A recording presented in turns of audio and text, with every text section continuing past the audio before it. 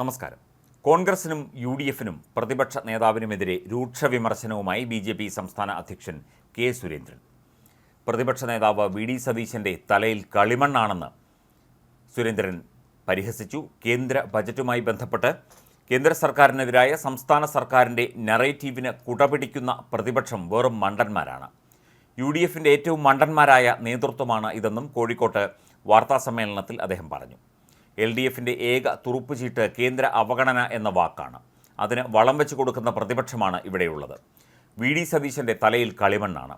ലോക്സഭാ തെരഞ്ഞെടുപ്പിലെ തിരിച്ചടിയിൽ നിന്ന് തിരിച്ചുവരാൻ പിണറായി വിജയനുള്ള കച്ചിത്തുരുമ്പാണ് കേന്ദ്ര അവഗണന എന്ന വാദം. ബീഹാറിലെ കോൺഗ്രസ് നേതാക്കന്മാർക്കുള്ള വിവേചന ബുദ്ധി കേരളത്തിലെ യു ഡി എഫ് നേതാക്കൾക്ക് ഇല്ലാതെ പോയെന്നും അദ്ദേഹം പറഞ്ഞു.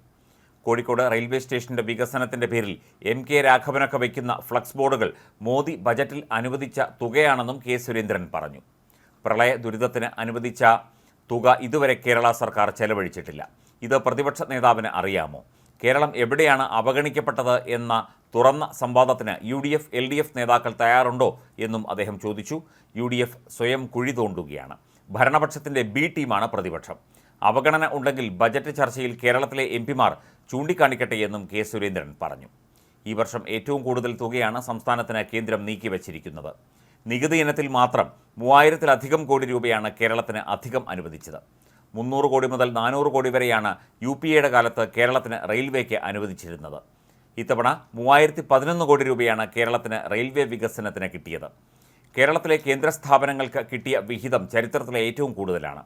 റബ്ബർ ബോർഡ്, സ്പൈസസ് ബോർഡ്, നാളികേര വികസന board, Cochin shipyard, Sree Chitra institute തുടങ്ങിയ സ്ഥാപനങ്ങൾക്കൊക്കെ അധിക തുക കേന്ദ്രം അനുവദിച്ചു. എന്നിട്ടും കേന്ദ്രത്തിനെതിരെ ബാലിശമായ ആരോപണങ്ങളാണ് സംസ്ഥാനത്ത് നടക്കുന്നത്. കേരളത്തിൻ്റെ പേര് പറഞ്ഞില്ല എന്നാണ് വിമർശനം. സംസ്ഥാന ബജറ്റിൽ 14 ജില്ലകളുടെയും പേര് പറയാറുണ്ടോ എന്നും കെ. സുരേന്ദ്രൻ ചോദിച്ചു. ബി.ജെ.പി. കേരളത്തിന് വട്ടപൂജ്യമാണ് നൽകിയത് എന്ന കെ. മുരളീധരൻ്റെ ആരോപണത്തിനും സുരേന്ദ്രൻ മറുപടി നൽകി. അദ്ദേഹത്തിന് സമനില തെറ്റിയിരിക്കുകയാണ്. ഇനി ബി.ജെ.പിയിൽ ചേരാതെ കെ. മുരളീധരൻ നിയമസഭയിൽ കയറില്ല. മുരളീധരനെ കോൺഗ്രസ് നേതൃത്വം വഞ്ചിക്കുകയാണ്. കെ. വാസുകി IAS-നെ വിദേശകാര്യ സെക്രട്ടറിയാക്കിയത് ഭരണഘടനാ ലംഘനമാണ്. ഇതാണ് താൻ നേരത്തെ ചൂണ്ടിക്കാണിച്ചത്. ഇതിപ്പോൾ കേന്ദ്രം പറഞ്ഞിരിക്കുകയാണ്. IAS-കാർ ചട്ടങ്ങൾ പാലിക്കണം. എയിംസിന് ആവശ്യമായ സ്ഥലം ഏറ്റെടുത്തു കൊടുക്കാൻ സംസ്ഥാന സർക്കാർ തയ്യാറാവുന്നില്ല എന്നും കെ. സുരേന്ദ്രൻ കുറ്റപ്പെടുത്തി. സംസ്ഥാനത്തെ റെയിൽവേ വികസനത്തിന് കോടിക്കണക്കിന് രൂപ കേന്ദ്രം അനുവദിച്ചിട്ടുണ്ട്. പിണറായി സർക്കാരിൻ്റെ കേന്ദ്രവിരുദ്ധ പ്രചരണത്തിൽ കേരളത്തിലെ പ്രതിപക്ഷം പെട്ടുപോയി. കേരളത്തിലെ പ്രതിപക്ഷ നേതാവ് വി ഡി സതീശനെ ഉണ്ണാക്കനെന്ന് വിളിച്ച് അധിക്ഷേപിച്ച കെ. സുരേന്ദ്രൻ ബജറ്റിൽ തുറന്ന സംവാദത്തിന് ഇരു മുന്നണികളെയും ക്ഷണിച്ചു. മോദി വിരുദ്ധതയുടെ കാര്യത്തിൽ പരസ്പരം മത്സരിക്കുകയാണ് ഇടത് വലത് മുന്നണികൾ എന്ന് കുറ്റപ്പെടുത്തിയ അദ്ദേഹം ബി.ജെ.പിയിൽ ചേരാതെ കെ. മുരളീധരൻ നിയമസഭ കാണില്ല എന്ന കാര്യവും ചൂണ്ടിക്കാട്ടി. എയിംസിൻ്റെ കാര്യത്തിൽ സംസ്ഥാന സർക്കാരിന് തന്നെ ഒരു വ്യക്തതയുമില്ല. കോഴിക്കോട് കിനാലൂരിൽ എയിംസ് വരുന്ന കാര്യത്തിൽ ബി.ജെ.പിക്ക് ഒരു പ്രശ്നവുമില്ല. എന്നാൽ അതുമായി ബന്ധപ്പെട്ട നടപടികൾ പൂർത്തിയായിട്ടില്ലെന്നും അദ്ദേഹം പറഞ്ഞു. എയിംസ് പദ്ധതിയുമായി ബന്ധപ്പെട്ട് റിയൽ എസ്റ്റേറ്റ് ലോബി സജീവമായി രംഗത്തുണ്ട്. കെ. മുരളീധരനെ കോൺഗ്രസ് ബലിയാടാക്കുകയാണ്. കെ. കരുണാകരൻ്റെയും ഉമ്മൻചാണ്ടിയുടെയും മക്കളെ പുകച്ച് പുറത്തു ചാടിക്കാനുള്ള നീക്കങ്ങളാണ് കോൺഗ്രസിൽ നടക്കുന്നത്. ആർക്കും എളുപ്പത്തിൽ തെറ്റിദ്ധരിപ്പിക്കാവുന്ന നേതാവാണ് കെ. മുരളീധരനെന്നും കെ. സുരേന്ദ്രൻ പറഞ്ഞു. കേരളം പ്രളയ ദുരിതം നേരിട്ടപ്പോൾ കേന്ദ്ര സർക്കാർ അനുവദിച്ച തുക ഇതുവരെ ചെലവഴിച്ചിട്ടില്ല. കോഴിക്കോട് റെയിൽവേ സ്റ്റേഷൻ വികസനത്തിൻ്റെ പേരിൽ MP ഫ്ലക്സ് ബോർഡുകൾ വയ്ക്കുന്നത് മോദി അനുവദിച്ച തുക കൊണ്ടാണെന്നും സുരേന്ദ്രൻ പരിഹസിച്ചു.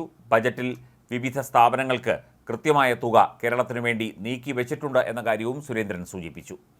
നികുതി ഇനത്തിൽ 3000 കോടി രൂപയാണ് അനുവദിച്ചത്. എന്നിട്ടും കേന്ദ്രത്തിനെതിരെ ആരോപണങ്ങളാണ് സംസ്ഥാനത്ത് തുടരുന്നത് എന്നും സുരേന്ദ്രൻ പറഞ്ഞു.